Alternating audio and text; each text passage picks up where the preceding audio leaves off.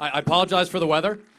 I never thought I'd be so excited to stand in front of a pile of dirt, but I can't tell you how much it means to be here today. I'm humbled and honored that the Haslams, the Edwards, Steve, Bez, the entire group that made this thing possible asked me to be here for this special moment.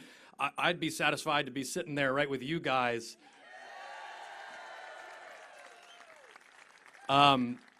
So before we get to some amazing speakers that made this day possible, I just briefly want to talk about what Columbus Crew means to me. I was a kid in a backyard doing the commentary for my own goals in MLS Cup finals and World Cup finals. A jersey that was too big for me. Martino scores again. I was really high on myself back then. But it was all for a dream, and the dream was to be a part of something, to belong to something special.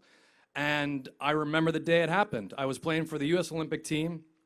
I was in Italy, and Edson Buttle, a very good friend of mine, a fantastic Columbus Crew goal scorer for many years, was sitting there right next to me. He was already a Columbus Crew member, and we were watching the draft on terrible, it was almost like AOL dial-up. And we were all sitting there waiting to see where we went. And I got drafted to the Columbus Crew. And that day changed my life forever. They made a dream of a kid in a backyard happen. And multiple dreams have happened since then, and the Columbus Crew is the family that made that possible for me. I made it into the U.S. national team to represent my country because of the Columbus Crew. I'm now a broadcaster for NBC because of the Columbus Crew. I started a, love you guys. I started a foundation to convert basketball courts to multi-sport spaces to welcome more kids into this game, and the Columbus Crew supports that even well after I was a Columbus Crew player. So the Columbus Crew has always been about family, and the family was in crisis for a moment. And I have to say that a club is not just a C they put on the end of a name just to make it look good or make it sound good. A football club, a soccer club is about family. And this family had to bind together at a moment that there was a chance this family wasn't going to continue. And it was the people that support us every single day, the good and the bad, the rain, the snow, a lot of it here. The sunny days like this, I can't tell you what it meant to be on that field with a band of brothers, and some of them are here. I see Dante, I saw Frankie, Tom Prestis, Mazanoff was here. I mean, these guys are forever a part of my life, but we needed you so many times, and you were there for us, and this club needed you, and you stepped up. And saving the Crew was about the people on this stage saying, we hear you. We hear you that this club means something.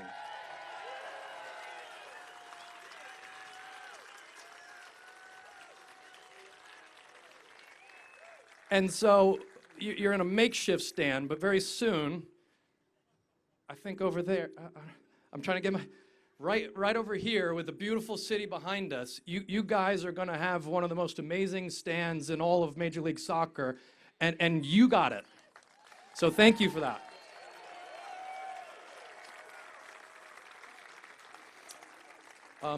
I believe in the incredible power of this sport and how it can change a community. This is a community project. We have mayors, we have commissioners, we have council members. This does not happen without people binding together to recognize what it means to put shovels in the ground today to represent the collaboration that has to happen at a community level, to put something so substantial in the ground here that's going to impact millions of lives in this community, forget across the country. And what they did is they went and got an incredible GM. They went and got an incredible coach in Caleb Porter. They've gone around and said, this is not the beginning of a club. This is the beginning of a new future for a club that we've loved for a very long time. So I'm excited for the future.